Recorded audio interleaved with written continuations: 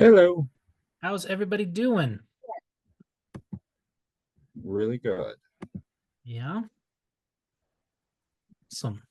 It's good to see everybody. We're going to wait just a few minutes for some other folks to hop in.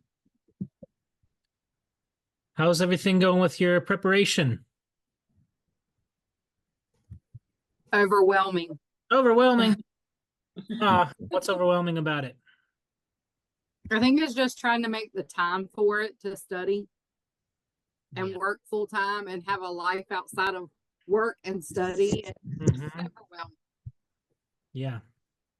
And I'm just about a week and a half into the program. So I'm just trying to get a hold of everything and try to organize it in a way where it can be really beneficial for me. Sure. Yeah, as you're getting started, figuring out a good rhythm for everything is really important. Once you kind of make it through the first phase of the first review of phase one, you know, people tend to find kind of what's going to work for them and everything. So if you need help, let me know. Shoot me an email or something, and happy to walk through. What I have done is I'm very hyper self-diagnosed ADHD. Okay. What I did was like I hopped right into your sessions, and now I'm going backwards. But you know, I'm gonna say this to everybody here in the group that I really highly recommend starting from the beginning and when you start from your program, because I pulled out a whole bunch of sheets that I'm like the answer methodology, and I'm going through all the sessions as much as I can, and it just hearing all your videos and just makes a lot of sense. And you know how we were talking about time management, that worksheet that you have on there on how to break it down and how to do it, it's like it's well done, it's very clear and specific, and it's really like when we don't know where to start or where we're rumbling around with time and this and that, it really helps you organize yourself and put it back in perspective. So I think I like that. And now I'm going back to everything that I missed from the beginning to now, because I jumped right into your sessions and I have not really read that information, but I'm going backwards now and I like it. Good. Yeah. So if you are unsure what she's talking about, let me kind of show you where we're what she's talking about. So if you're in the client portal, you can find this through several different places, but if you go to this Passing the NCE with Confidence workshop, over here on the left-hand side, this Preparing to Pass the NCE, I think that you were, first of all, you correct me if I'm wrong, but you were referencing this recommended study plan. All of that. I went through the beginning, right at the beginning where you start, when you first start the program, getting started, there you go. I went through, I'm going all this weekend, I went through everything. So now what I'm doing is, you see where this got the little right here, the what is the recommended study prep plan? Yeah, right there. I printed that out, and I've added some stuff on my and I added some stuff on my phone. So whenever I'm out there in the street, I have free time, I can hear it. I mean, I've done. I think this is very simple, and I'm just right now trying to think about a time where I can take the test, the pre one you have, and just see where I need to, so I can see my strengths and my weaknesses. So I'm thinking time when I can sit down, and I'm thinking it's gonna be sometime like pretty soon here, because I'm ready to take it and to see where I stand, and then just focus on those areas where I have my weakness. Yeah, no, that's the way it's done. You know, the more times you can, I mean, obviously, if you're following a recommended study plan, you're going to review everything 6 times, but taking those practice tests is key. I can't tell you how many times I've worked with people and done these strategy sessions where they don't take a practice test until like the week before they actually take the NCE. And at that point, all you're doing is raising your anxiety level if you've not been taking practice tests all along, because the practice test is how you measure your knowledge, right? That's what the whole NCE is for. It's to measure your knowledge. But if we're not measuring our knowledge and what we've been studying until the week before you test, but at that point, you don't have time to go back and study those weak areas. And if you're not doing so hot, you've only increased your anxiety. So taking those practice tests is such an important part of this plan, because we test, we study, and we retest, and then we study, and then we retest. And that's how we want to see if that needle is moving towards greater comprehension and knowledge.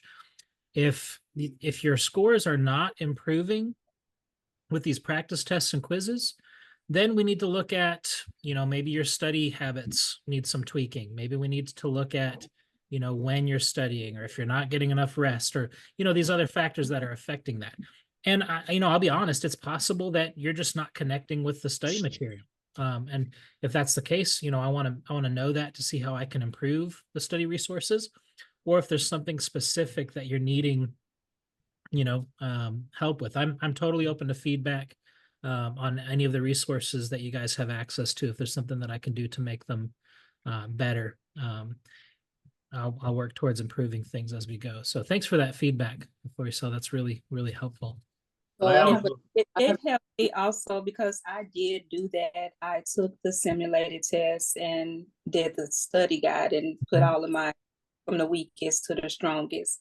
And I have taken 2 of the chapter quizzes for, I think it's growth and development within a week. And I did see some progress. Good. I think my first was like 32% and it went up to like 40-something%. That's awesome. So I guess I'm on the right path of the way I'm doing. Right. Yeah, okay. You're doing great. Doing great. Yeah. Right. I like the little chapter tests a lot too. The little one, the 15 questionnaire ones. Yes. I've done 1,000 of them. But I like at the end, or you can it describes the answers, even the wrong ones. Right. I think I've learned a lot from that. Good. So more, yeah. Good. We didn't have those up until about maybe a year ago. It's pretty awesome. Yeah, well, I'm really glad. So, yeah, let me know if there's something that you need help with. Happy to answer those questions. And any other questions right now about, Grace? Hi, Grace. Hi. I talked to Grace earlier today. She's our newest member. Welcome. Hi. I just paid today and I am in the class. Hi, everybody. I have a can I get clarification for, Sure. I'm looking at a study plan and it says repeat 3 times. Does it, that 3 times is in between my 2 full-length exams, or No, what is that? Let me show you what we're talking about here. Okay. So if you're looking at the recommended study plan, and it says repeat steps 4 through 6 3 times right here. What that means is that once you have taken this full length test, you're going to rank your scores on this chart from lowest to highest. And after you've done that, you're going to start with the weakest section, review that section, and then take a quiz immediately after reviewing that chapter. Then you're going to go to your second weakest. You're going to review that chapter and take a quiz. After you've done all 13 chapters, you're going to take another full-length exam. Okay? And after you've taken that full-length exam, we're going to repeat the process. So you're going to do all 3 of these steps 3 times. Okay? If you look on the second page of the the recommended study plan, it has it laid out here. So if you're following the 90-day plan, for example, between days 7 through 19, you're going to skim each chapter's outline, take a chapter test, and then after you've done that, you're going to take a full-length exam, and then you're going to repeat that. And so by the end of the whole study plan, if you're following it precisely, you're going to have taken 7 full-length tests. Wow. Which is a lot. It's a lot. I'm doing 30 days. Yeah. Like we mentioned, that's a lot to cover in 30 days. What I tell people is if you're doing the 90-day plan, you're going to plan on an hour to an hour and a half a day if you're following it. Now, I know that not everybody gets to the material every day, so there may be some days when you have to do more. But what that means is if you're going from 90 days and you're doing 30 days instead, instead of an hour to an hour and a half a day, you're looking at 3 hours to 4.5 hours a day. So it's a lot if you're going to follow the plan. Now, I know that a lot of people don't follow the plan, and that's okay. That's just what has to be done in order to be eligible for the refund should you not pass. So, okay, good question. Thank you, Grace. A lot of people ask that, and no questions are off limits here. Okay. Thank you. Okay. Anything else about resources or the NCE in general? No, so I finally wanted to share that I'm thinking about taking the test the first week in November. Do it. You got I'm this. taking it November 1st. Okay. Yeah, I made up my mind. And I said, you know what? I'm doing more than an hour a day, and I don't have time, guys. It's just that I have to be able to make it. I'm gonna do it this year before the year's over. Yeah. Yeah. Give yourself a deadline. Sometimes scheduling the test is the only way to actually make it happen, is to get it on there. So yeah, Rodney, you're taking it this week, right? Friday, Yay. right at noon. I decided to go right in the middle of the day. You're gonna kill it. I can't wait. Thank you. I can't either. Yeah. I bet you're ready to be done. I'm ready to pass this and move on. Yep. Never have to look at it again. You got this. Josh, I got the job I wanted right out of my master's degree. And no one pushed me to do the NCE, and here I am 5 years later. There you go. You got it. Okay, let's dive into some group therapy stuff today. Last week we talked a little bit about some dynamics that the Association for Group Work was saying we needed to know. Today we're going to talk about developmental stages, and we're going to talk about like member roles, things like that. I do have something to share with you, a document. Let me make sure this is sending to everybody. Okay. This is a chart. Give me 1 second. It's pulling up. In the chat, this is a chart that we're going to look at here in a second. Where is it at? Here we go. Tutoring. Okay. So you can download this and look at it as we're going through if you want, or print it. But it's going to kind of have a line-by-line comparison of these different developmental stages. But before we get to that, just a few quick things to understand about developmental stages. One is that the life cycle of a group, similar to human development, relies on completing stages effectively. So what we mean is that as you are leading a group through their program, if you're not completing these stages, then the group is not going to function as efficiently as it needs to. Just like if we miss a developmental stage, we could stall out and have some issues, maturing. A life cycle of a group is the same way. Group development theories propose these stages ranging from 3 to 7 different stages, with a general consensus on the major tasks, all the way from orientation at the beginning to termination at the end. Keep in mind, though, that these stages are not strictly linear.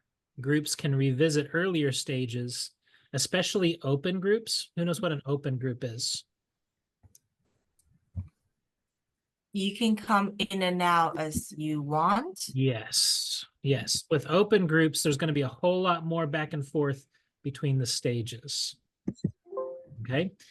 Some of these stages also overlap, and regression can occur. Oops. As I mentioned earlier. So just because you've gotten to one stage doesn't mean that you might not find yourself regressing to a previous stage. The interventions that you use should be based on your understanding of the tasks that are required in each of these stages, and what order they need to happen in. Again, recognizing the fluidity of stages and incorporating multicultural competence and ethnic considerations throughout. That may be mentioned on future slides as well. So we're not going to cover this in detail. I just want to show you the download that I shared in the chat. Has this comparison of these major developmental models, as well as what's happening at each of the stage, so you can kind of see them side by side that can be really helpful as you're studying these to be able to look at how they compare one to another, okay? So you're welcome to download that. I'm going to invite everybody to mute if you haven't already. If you need to unmute to ask a question, definitely you're welcome to do that. I want to make sure that you ask your questions, but if we could stay muted if we're not talking, that'd be awesome.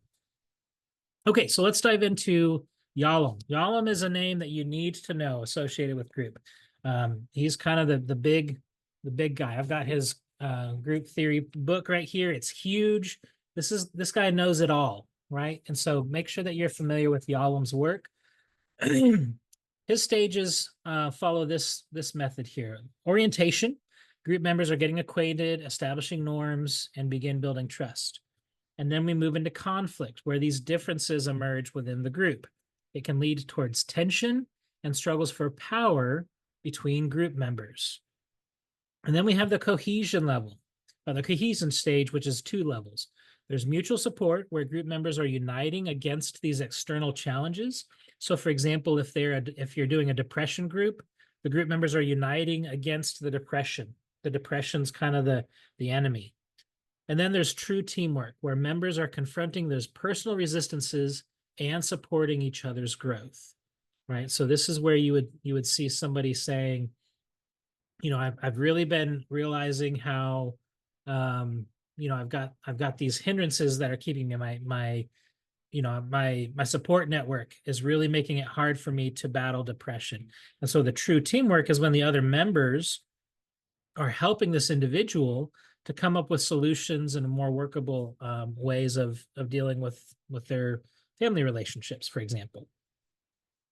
As Yalom continued to develop his model, one of his later additions was that cohesion is this ongoing process.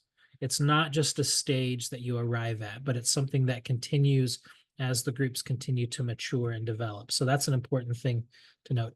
A lot of these models have been around for a long time, and as they're continued to be used by group therapists, and as they continue to be studied and researched, there's often these more contemporary things that are added to them. And so here and there's going to be these contemporary notes that you can see how they've been updated. Tuckman and Jensen. Jensen was a later addition to Tuckman's work.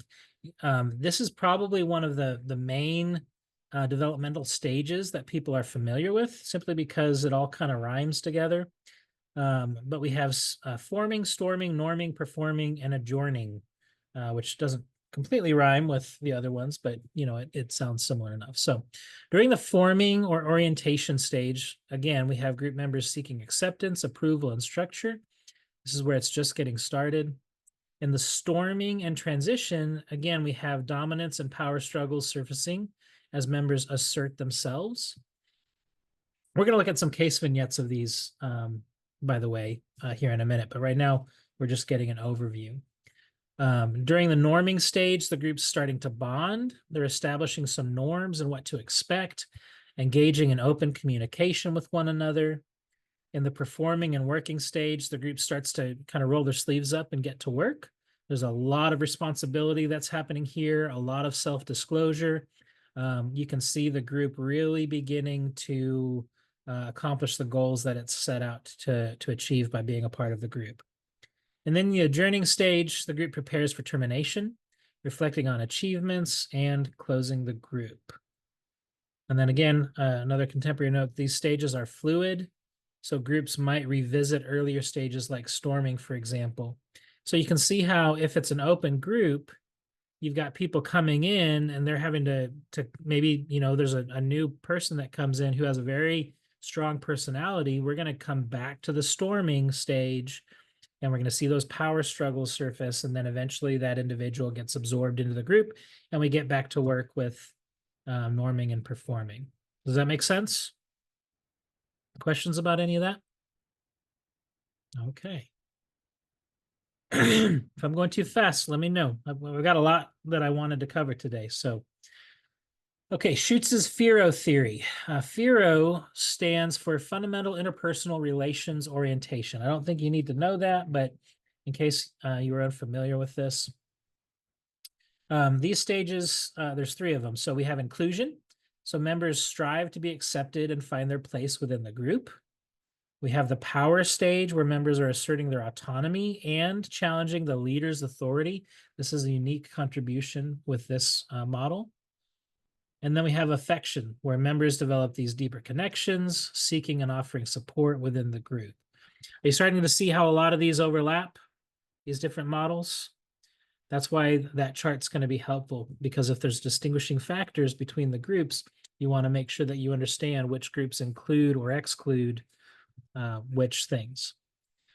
So again, psychological needs such as belonging and power are dynamic and context dependent. So dynamic means that they're constantly changing, and they're context dependent, meaning depending on where the group is at, the group makeup, the members, the cultural implications, those psychological needs might be different, right? No 2 groups are going to be alike. So you have to take all of that into consideration. Gazda's model, we have the exploratory stage where members are engaging in superficial interactions as they get to know one another. The transition stage where there's self-disclosure deepening, members begin to confront challenges. Action stage, the group becomes productive with members actively working towards their goals. And then termination, where self-disclosure tapers off as the group prepares to end. Okay, one more model is Corey and Corey. Pre-group issues. This one actually has some unique elements to it. So pay close attention and see if you can spot what's different about this group. Pre-group issues. This is the formation of the group, setting objectives, and preparing members. And then in the initial stage, we have the orientation and exploration as members start to build trust and norms. Transitioning, members deal with resistance, testing boundaries and roles. The working stage, where cohesion and productivity peak, so the group works on tasks and personal growth. The final stage, which includes consolidation and termination, this is where the group reflects on progress and prepares for closure. And then post-group issues, follow-up and evaluation to assess the group's impact and any ongoing needs. So what stages here in Corey and Corey's model are different from most of the other ones? Well, the post group. Yeah. Yeah, The pre-group and post-group. Yeah, pre-group and post-group. Corey and Corey's model includes these kind of bookends to, these other stages. The other stages are pretty consistent between the other models, okay? So let's look at a little bit about, in greater detail on each of these kind of stages, what's included, and then some vignettes so you can see how one specific group might move through these different stages, okay? So during the initial and orientation stage, and again, you're going to have to apply this across the models because it's essentially the same as far as what the tasks are at each of these models. So the key issues with orientation and initial stage are inclusion, identity, trust, and goal establishment. So we're forming this group, and we want to make sure that everybody feels like they're a part, that the group has a sense of who they are, that they're trusting the leaders as well as the other members, and they know where they're going within the group. Can I share my screen? Anna, can you not see my screen? No, I'm sorry. I see like you're reading, but I can't see what you're reading. Can anybody else see my screen? You can see the PowerPoint? Yeah, I can see it. Okay, Anna, I'm really sorry. I'm not sure what's happening that you can't see it. Everybody else is able to. Are you on a phone, Anna? No, I am not on the phone. I am in my computer, and this Okay, is I don't have the video too. Oh. It's Yeah, kind of weird. it looks like there may be some issues with your Computer. Huh? your computer. So I'm resharing.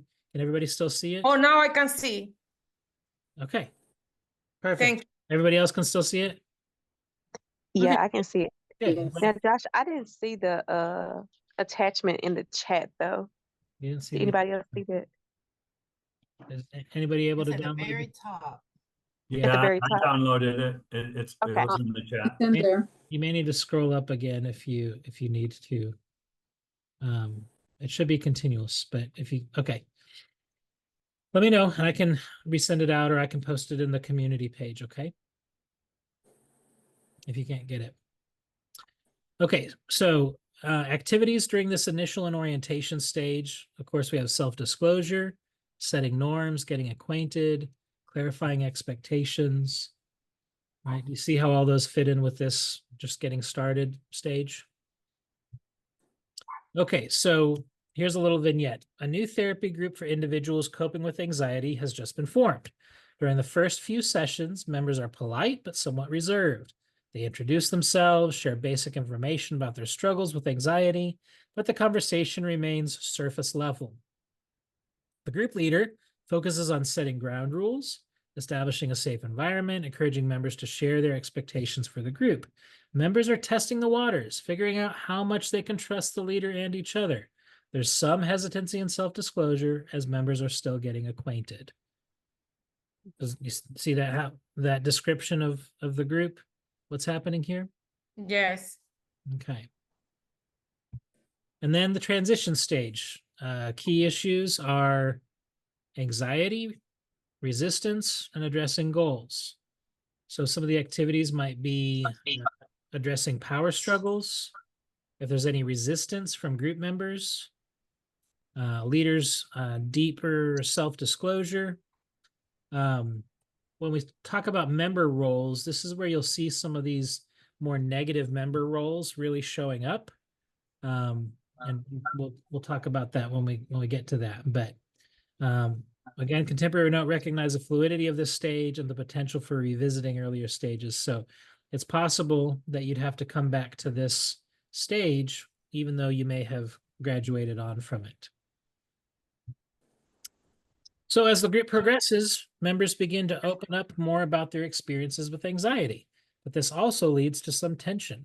One member, Sarah, frequently interrupts others to offer advice, which irritates another member, John, who feels kind of dismissed. John challenges Sarah directly in one session, leading to a heated exchange. The group leader intervenes to address the conflict, helping the group navigate these power struggles and encouraging deeper self-reflection. Some members express frustration with the group process, while others start to take sides. Okay, you see kind of what's happening here? We've got these power struggles emerging, and we're dealing with the resistance to the process. And in a group focused on anxiety, you know, you can kind of expect to see some of this because we're about to deal with some difficult things. And these types of ways are really, you know, how some people bypass dealing with, you know, their own difficult emotions. But, you know, now we're kind of getting into analyzing and therapy and things like that. So questions about transition stage or the initial orientation stage? No? Okay. Now the working stage. This is the fun part. Here we have cohesion, mutuality, taking responsibility. This is where the people are there and they know they're there for a reason and they want to actually get stuff done. Okay. So trust building is happening. There's mutual exploration, asking questions of one another. There's a strong commitment to change. At this stage, the people know what they want and they know the work that they have to do to get it, and they're willing to put into it. Not to say they can't regress back to these other stages, but when we do, we got to move past the transition stage or those tension stages so we can get back to the working stage. So after navigating through conflicts, the group begins to function more smoothly. Members have developed a deeper trust in each other and are now more comfortable sharing personal stories about their anxiety. They actively support one another, offering insights and feedback that leads to meaningful breakthroughs. Sarah has learned to listen more before offering advice, and John now feels more valued and respected in the group. The sessions are productive, with members taking responsibility for their own progress and applying insights from the group to their daily lives. See what's happening here? They're working it, right? Work it, John. Work it, Sarah. Okay, I'm a dork. That's all right.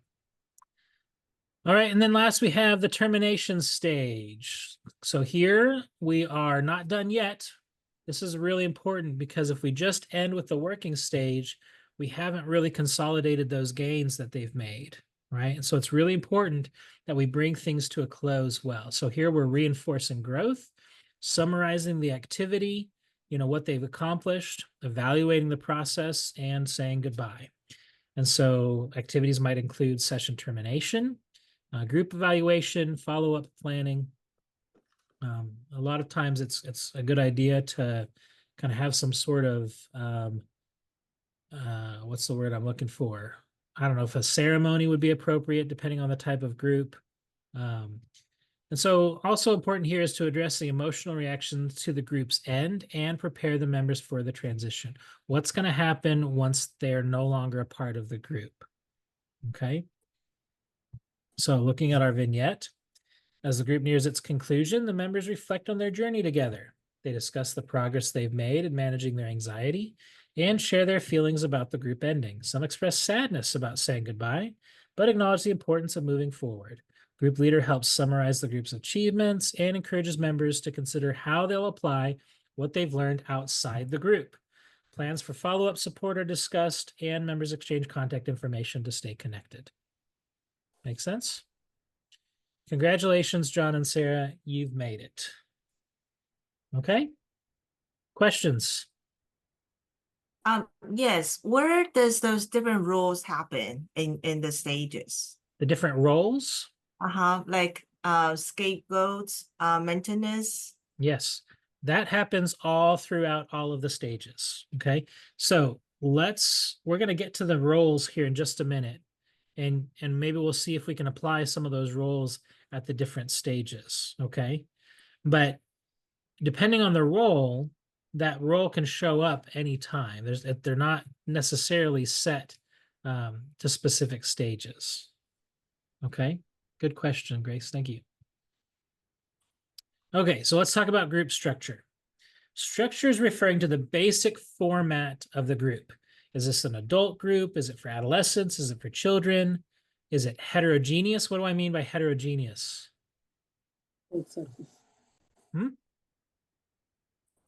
Diverse. Diverse. Good. Yeah.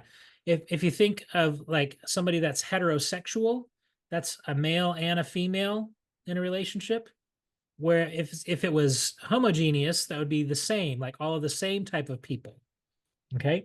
A closed group or an open group, we talked about that. We'll talk about it a little bit more here a little bit.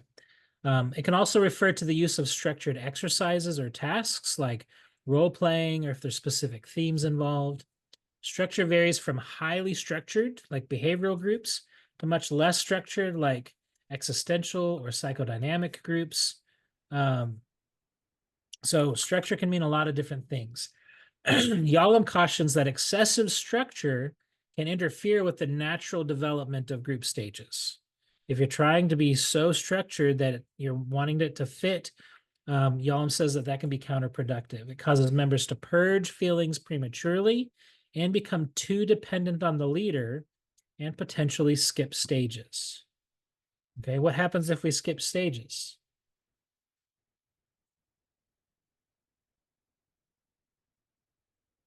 Members probably won't get everything that they need to get out of the group. Right. Right, because let's say we skip the forming stage and they don't trust one another. Are they going to be able to receive feedback from one another if that's part of the structure? No, they're not going to be able to do that. So we can't move too quickly through these stages, which again is really difficult if it's an open group and you have people coming and going, right? Would this tutoring group be considered open or closed? Open. Open. Yeah, Open. it's open. And so we have people coming in who, are, just now starting, and we have people who are going to be testing Friday, right? And so there's a lot of wisdom and wealth that can be learned from both, but it definitely limits our ability to move through the stages and as a linear way. Also, in virtual group settings, the structure needs to be adapted to maintain engagement and incorporating interactive elements to compensate for the lack of physical presence. So if you're doing an online group or a Zoom group, just taking into consideration that, there's some added dynamics there. So some suggestions for group structure. For adult groups, typically we've got 8 to 10 members, and the optimal size is 8. Sessions last 1 to 2 hours, 90 minutes being the average. Heterogeneous groups that are diverse in socioeconomic background or issues stimulate maximum interaction. Why would that be true? That the more diverse group, the more stimulating the interactions are. Because you have more different context from different people within the group. The context is going to be different. Yeah, yeah, lots of different perspectives being brought to the table. Yep. Other things to consider. With adolescent groups, these are best in small, homogeneous groups of 6 to 8 members. Optimal size is 6. Why would homogeneous groups be better for adolescents, do you think? Because you typically don't want boys and girls in the same group because of the developmental stages. Yeah, that could be part of it. Yeah, sometimes I'm thinking about middle school. sure. Yeah. Sure, See, I definitely. don't know if this will help you pass a test, but I always feel like heterogeneous groups help people to label their feelings better because you learn from each other better because of the different perspectives. Sure. No, I think that's a good way of looking at it. I think too, just with adolescents, they maybe this is a huge generalization that's not fair, but the ability to connect better to your peers and the people who are like you, I think that can lead towards greater vulnerability and openness. Whereas if you're feeling judged because you're different, you're not going to be as likely to trust the group, if that makes sense. Role-playing techniques. Yeah. Can I ask about the time limit for the adolescents and the children's group? Okay. So as far as how long these groups should last? Yes. Yeah, I think it kind of varies. My hunch is that these groups are going to be shorter in length than the adult groups. Obviously, adults, are going to be able to stand longer. I've seen children's groups range anywhere from 30 minutes to an hour. Adolescent groups, an hour to an hour and a half or so. I don't have any research to back that up, but that just seems to be what I've noticed in some of my own research on starting some groups. Thank you. Yeah. One of the things to emphasize with adolescent groups is confidentiality, with mandatory reporting, exceptions for abuse and suicidal ideation. I know that's always really tricky because reporting, can potentially break trust, but it's worth it if we're keeping people safe. That's a difficult thing to deal with adolescents. So with children's groups, smaller the better. 2 to 5 members, with optimal being 3 to 4. Frequent shorter sessions are often recommended. Play therapy or other types of media to maintain engagement. Involving parents can reduce resistance and improve cooperation. So my experience working with children is that the group has to be very dynamic. You can't sit and focus on one thing for a long period of time. You've got to have little chunks of different things that you're doing with them in order for it to be most effective. And again, virtual groups require careful consideration of group size and session length in order to maintain engagement. Okay. Closed groups versus open groups. So with closed groups, as was mentioned, there's no new members after the start date, promoting cohesiveness and trust. The risk is that a drop in membership can reduce overall interaction. If you start with 8 members and by the end you have 4, obviously that's gonna change things. With open groups, new members can join after the start date, making the group cost effective because you have this constant cycle of new members. The risk is that the new members may miss earlier experiences or feel disconnected. We've covered most of this already. Homogeneous groups, members are similar, dealing with substance abuse, for example, which promotes cohesiveness. And heterogeneous groups, members are diverse, replicating real-world interactions and allowing for broader learning. Group members may naturally migrate towards those they perceive as similar. And so, again, with virtual settings, the dynamics of closed and open groups, they're going to be different. So it can be harder to maintain engagement. Okay. Questions about group structure before we move on to roles? I know it's a lot of information tonight. The member roles is probably my favorite aspect of group work, is just looking at these. So we have positive roles and negative roles, and positive roles are going to serve the function of enhancing the group or making the group work more effective, whereas negative roles are going to detract from the group and make the group work less effective. So positive roles can be divided into task roles and maintenance roles. And so some of the task roles would be the energizer or initiator. This individual prods the group for action, generates enthusiasm. The information or opinion seeker pushes for clarification and understanding. The information or opinion giver is one that provides facts and suggestions and ideas to the group. The elaborator coordinator is going to help orient the group by clarifying and organizing ideas. The orienteer evaluator focuses the group on the tasks and evaluates progress. The procedural technician manages the mechanical and procedural aspects of the group. Obviously, not every group is going to have all of these roles.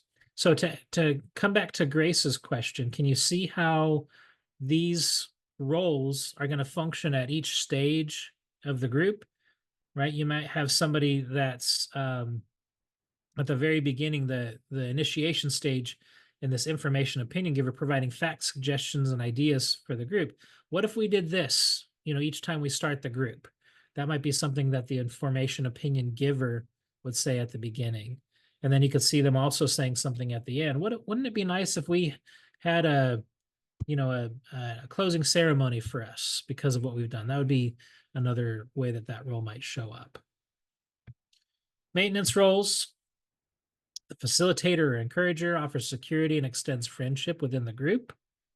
The gatekeeper and expediter ensures adherence to group norms and may assist the leader. The harmonizer, conciliator, mediates emotional issues and fosters harmony. The compromiser, neutralizer, mediates cognitive differences and promotes compromise. The observer provides feedback without deep participation. And then the follower, neuter, goes along with group decisions without strong participation. Okay? Questions about any of those positive roles? What role does Rodney serve in this group?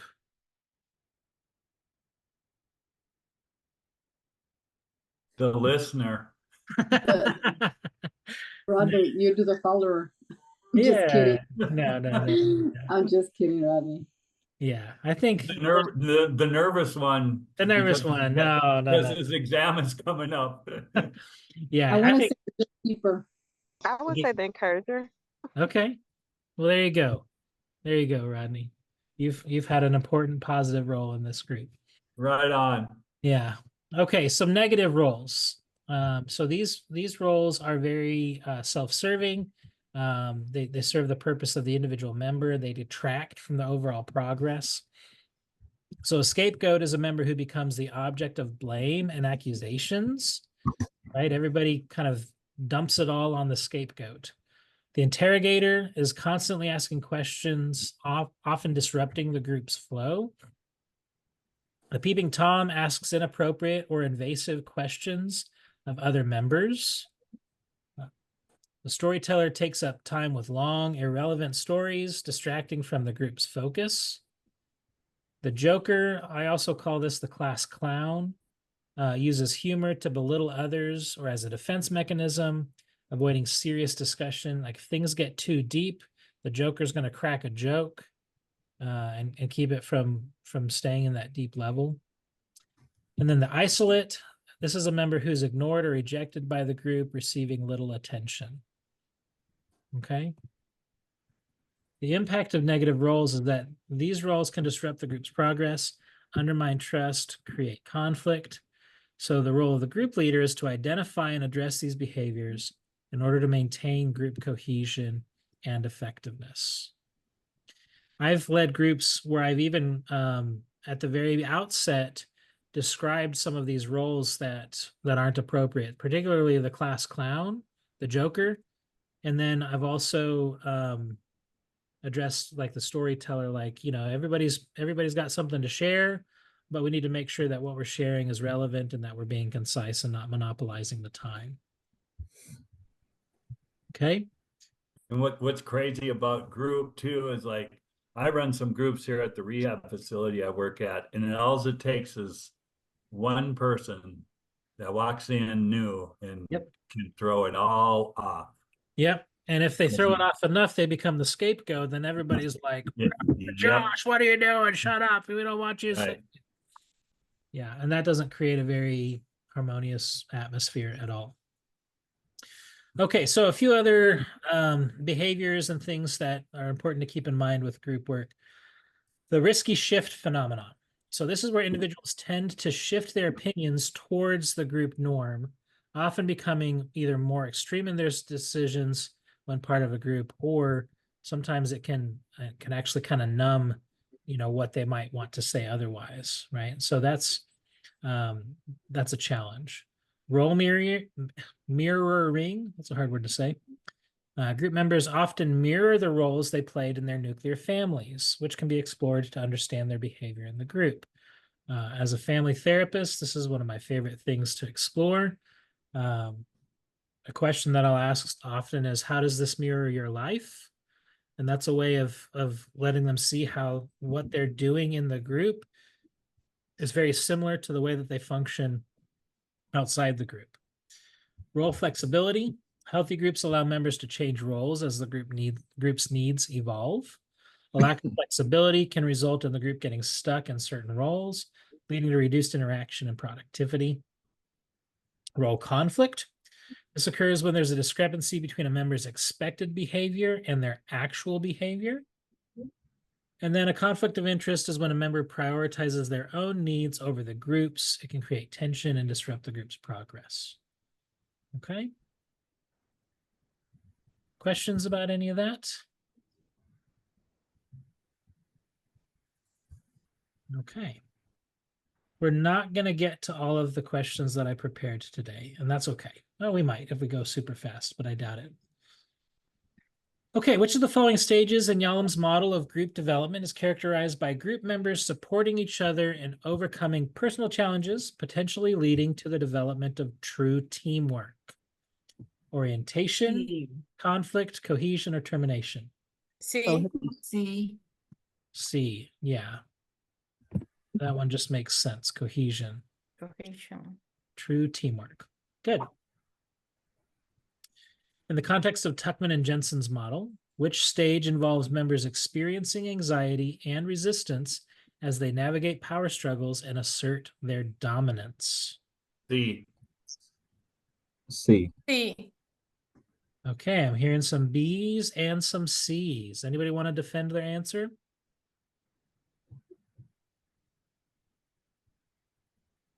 Yeah, anxiety and resistance is in that question, which is all part of storming.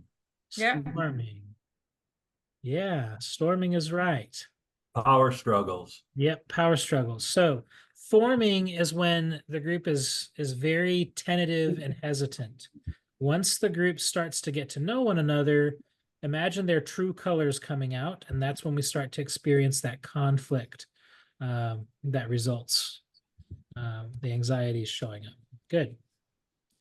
A group leader notices that the members are forming subgroups and factions, and one member is verbally attacking others, including the leader. According to Corey and Corey's model, which stage is this group most likely in? The initial stage, working stage, transition stage, or final stage? A.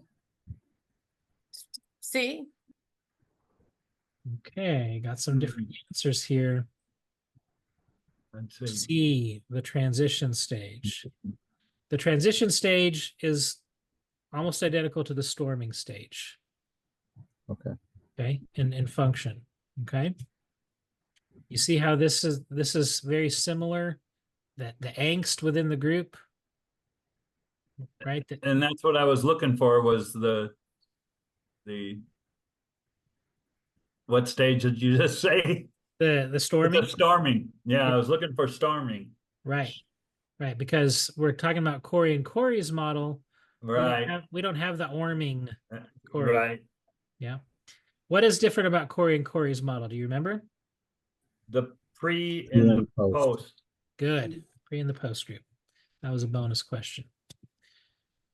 According to Schutz's theory, which stage involves group members striving to be accepted by the leader and other group members, often leading to anxiety about their place in the group? Power, inclusion, affection, or termination? A. Mhm. You think A? I think A or C. A or C? Okay, it's actually B. Inclusion. Okay. Why would this happen in the inclusion stage? They're trying to be accepted. They want everyone to like them. They want to fit in. Yes. Yes. If we go back and look at this right here in the inclusion stage, this is the very beginning. Members strive to be accepted and find their place within the group. Okay. And so if, oh, I lost it. You know, if they're striving to be accepted by the leader and other group members and they're having anxiety, they're still trying to find their inclusion. Right? Good. During a group session, members begin to show high levels of trust and openness, sharing personal stories that contribute to the group's cohesiveness. According to Gazda's model, which stage does this scenario most likely represent? Exploratory, transition, action, or termination stage? See, See, Action. Good. Man, you guys are killing it. Good job. Action stage. Yeah, it's gaining some traction. It's starting to actually do what it needs to do. And that's what we're looking for with our groups. Okay? And you guys are doing really great. In which stage of Corey and Corey's model does the group leader focus on addressing outcomes, such as evaluating the group's impact and planning follow-up activities? D. D. D, because it's Corey and Corey. Right. What would the other one, if it didn't give you Corey and Corey's name? Then it would be final. It would be B if it wasn't Corey and Corey.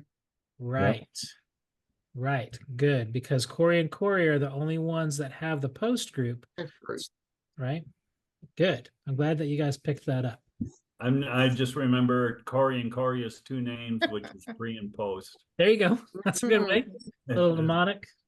Awesome. Yeah, kind of. Yeah. Yeah. That's a good way to remember it. And now everybody else is going to remember that too. I hope that's on each of your tests. So do I. Yeah. A group of adolescents is meeting weekly for 90 minutes under the guidance of a counselor. The group consists of peers exploring issues of identity and authority. That sounds like a great group, doesn't it? Based on the content provided, which group structure is most appropriate for this group?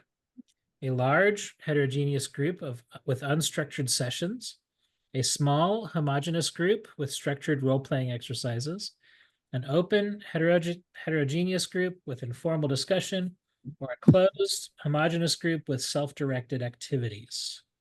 B. B. Okay. Why do y'all say B? Or does somebody disagree? I say D You say D? Gail, why do you say that? because I think with the adolescent group, you have to do the closed and the homogeneous group, because if you do an open group and you have a new person coming in and out every week, then it's going to throw the dynamics of the group off. That's true. That's very true. So B does not state that it's a open group, right? No. No. So Okay. yeah, I think either one of these could be fitting.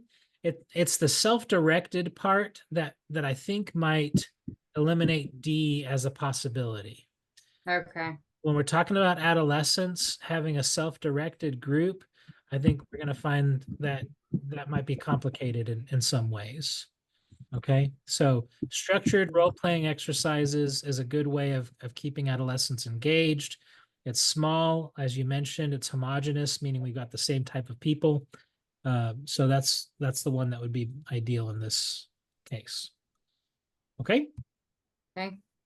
Which of the following statements is true regarding the application of Yalom's caution against excessive structure and group development? Excessive structure accelerates the group's progression through the stages.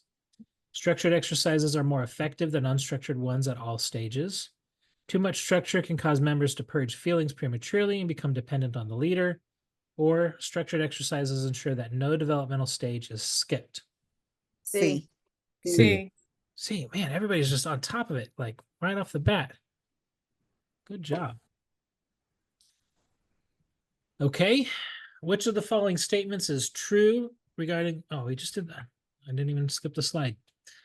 A group has reached the stage where members are less dependent on the leader and are increasingly taking responsibility for their own growth and the attainment of group goals. According to the models discussed, which stage is this? Forming, B. transition, working, or adjourning? Transition. B. Transition B. Why do you say that? Because they're starting to take more of their own actions Okay. and more responsibility for what they're doing. Okay. So that actually occurs in the working stage. And Transition is something different. What is, anybody wanted to clarify what transition?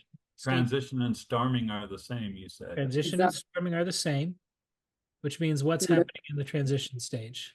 There's anxiety. There's anxiety. They're working through issues. No one's taken responsibility for their own growth yet. Right. Angst and a lack of trust. Right. Yes. They're Yes. developing.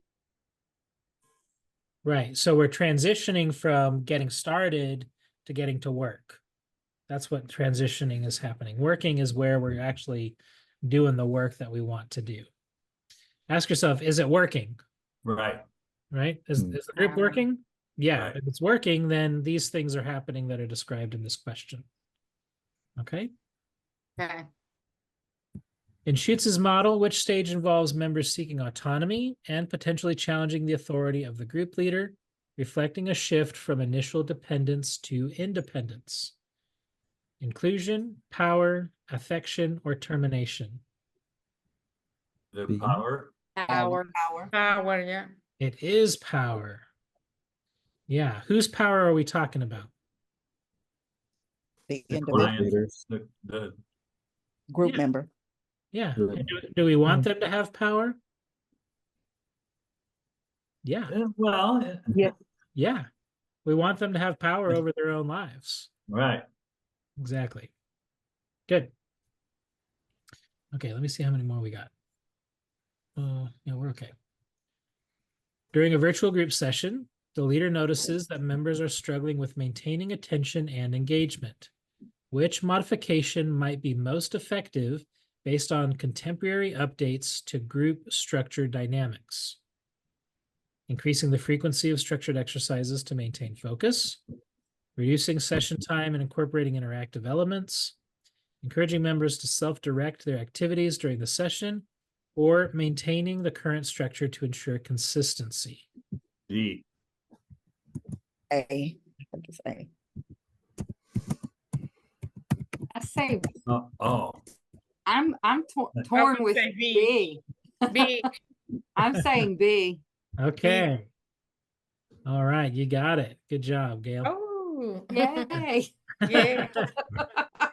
Yeah, okay. Anybody ever sat through a really long and boring Zoom presentation besides group tutoring? Like, I remember sitting through some trainings like for CEUs, because I do almost all my CEUs online, and I'm thinking, oh my goodness, I got another 5 hours of this. Like, if only it were more interactive and shorter. Yeah, so that's one way of. That's what I was thinking about, just the interactive part of it. Because if you interact, it makes it easier for me to pay attention anyway. Yeah, definitely. Definitely. Good. Can you tell me more about why it's not A? Okay, so what modification might be most effective based on contemporary updates to group structure dynamics? So structured exercises, could be good. I mean, that's not a bad answer. It's just that it's not the best answer. That's one of the things that these questions, there may be several answers that could be really good answers. but we're looking for, what the best of the answers is. This was one that was actually referenced earlier in the slide presentation. So increasing frequency of structured exercises, yeah, that could definitely help to maintain focus. But it might also, if we have the same exercise repeatedly, that could also just be more of the same. Does that make sense? Okay. Yeah, thanks. Okay. Which group model emphasizes that post-group follow-up and evaluation are critical for assessing the group's long-term impact and supporting members in their continued development? Yalom, Schutz, C. okay, wow. Corey. Can't even get it out. That's all right. You guys are doing good. That's a good sign. Okay, I think we've got just a few more. We'll go ahead and get to them all. A group of children is participating in a counseling group where confidentiality is emphasized, but exceptions are made for reporting abuse and suicidal ideation. Which group structure consideration does this scenario reflect? Structured exercises for trust building, use of play therapy techniques, confidentiality with mandatory reporting exceptions, or homogeneous group composition? C. That's an easy one. That is an easy. That's an easy one. I'm going to have to fire my question screener for that one. Give me 140 questions like that. Okay. Yeah. I'll do what I can. Make it all 200. I don't care about the 60 they don't do. 40 they don't do. But 40. You're not going to know Okay, not gonna know which ones they are. So, okay. According to the models discussed, which stage is least likely to be affected by regression to earlier stage and why? The initial orientation stage, due to its foundational role in establishing trust. The working stage, because it involves peak productivity and group cohesion. Termination stage, as it marks the closure and final reflection of the group. Or the transition stage, because it deals with power dynamics that once resolved rarely reoccur. C. Why do you say that, Anna? Well, because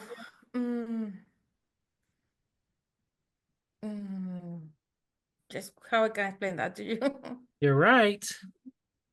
You're right. It's the termination stage, right? Yeah, it's like you feel comfortable, it's like the ending, and then you know what I mean? If you know that the ending is like you want back to beginning to the group. Yeah, it's like we're there, we made it. We did it. Right? Which stage is least likely to be affected by regression? Once you get to the end, you're the least likely to go back.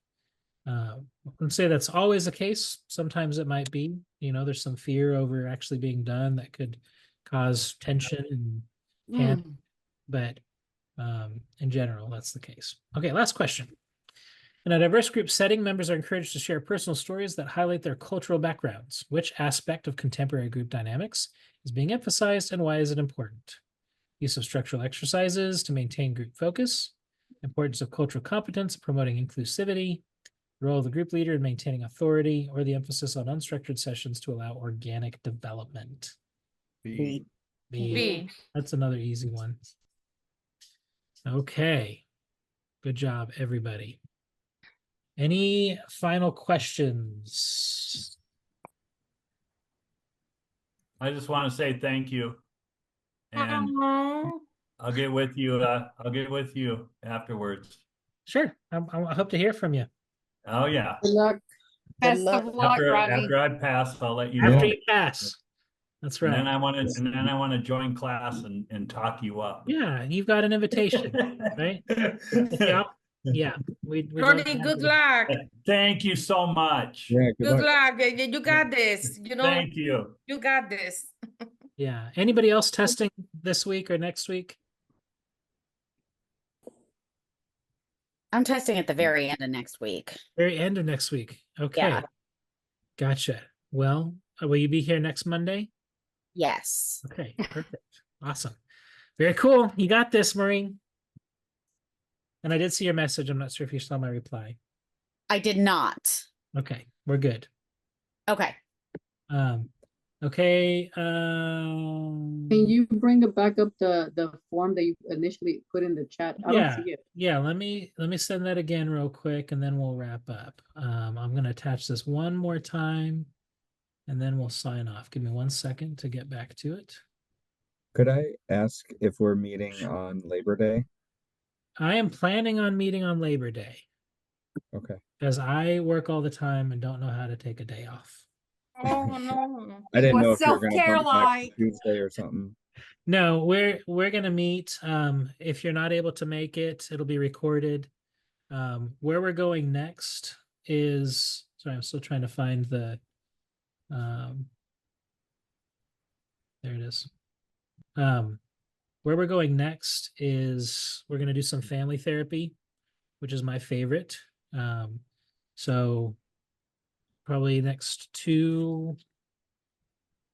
at least 2 weeks we'll focus on family therapy.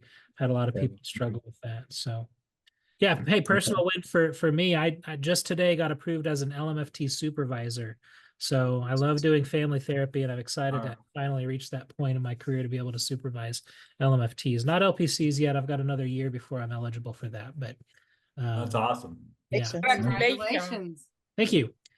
Okay, did you find the chart?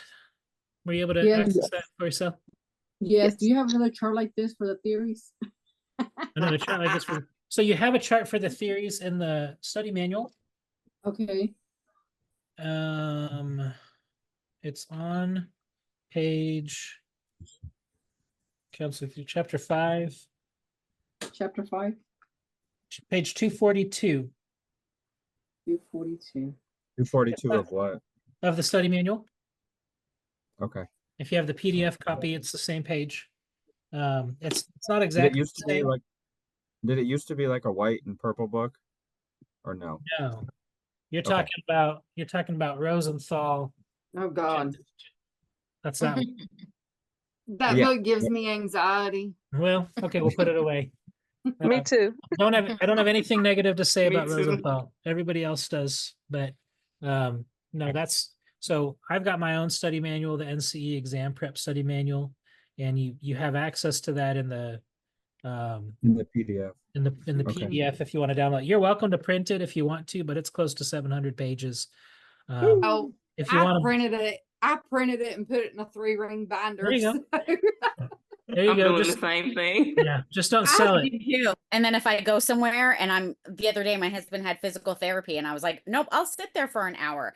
And I watched one of the recordings you had with the content for the chapter. So I had my little PDF, my printout, and I was watching the video. So it's helpful to print it because then I took notes on what I needed to. Yeah. Well, you can purchase a printed copy if you want. If you missed purchasing this when you bought your package, let me know and I'll send you a link if you want to purchase it at a discount. It's $100 if you purchase it on its own, but it's I think $69 if you purchase it with the package. But if you missed that, I'm happy to give you a deal and I'll mail you one, free shipping. So. I'm just thankful I have something else besides I have Rosenthal's book. I'm just thankful I have something besides his. Good. Well, I'm glad you're here. Okay, y'all Me have a too. great week, and we will see you all next See Monday. everybody next week. Thanks. All right. Thanks Thank again. Thank you. Have a good one. Bye. You and good luck, Ronnie. Thank you. Thank you. Bye. Yeah, Bye. Ronnie, good luck. You got Thank this. you.